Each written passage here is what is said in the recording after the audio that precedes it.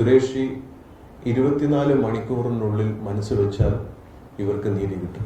കാരണം ഇനി ഒരു മനുഷ്യൻ ഈ ജില്ലയിലെന്നല്ല, ഈ സംസ്ഥാനത്ത് തീവ്രവാദത്തിന്റെ പേരിൽ, മതവൈരാഗ്യത്തിന്റെ പേരിൽ കൊല്ലപ്പെടാൻ പാടില്ല. ഇത് രാജീവ് ചന്ദ്രശേഖരൻ അറിയാം. പക്ഷേ മുല്ലപ്പൂ ഏത് പിച്ചിപ്പൂ ഏതെന്ന് തിരിച്ചറിയാത്ത ഒരു മൊണ്ണനാണത്. ഇത്രയും വലിയ അങ്കിൾ ബൺ ഈ സംസ്ഥാനത്ത് ഇരിക്കുന്നത് കൊണ്ട് എനിക്ക് ഇങ്ങനത്തെ ഒരു ഗതികേട് വന്നു പറയേണ്ടത്. കാരണം ഹിന്ദുക്കളുടെ പേരിൽ വോട്ട് മേടിക്കാനും വർഗീയത പറയാനും മാത്രമല്ലാതെ ഈ BJP ആൾക്കാർ എന്താണ് ചെയ്യുന്നതെന്ന് ഞാൻ പറയണ്ടല്ലോ. നിങ്ങൾക്ക് കേരള സമൂഹത്തിനും അറിയാം, മാധ്യമ പ്രവർത്തകർക്കും അറിയാം.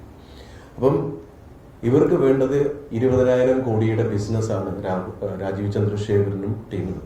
പക്ഷെ ഇവർക്ക് വേണ്ടത് നീതിയാണ്.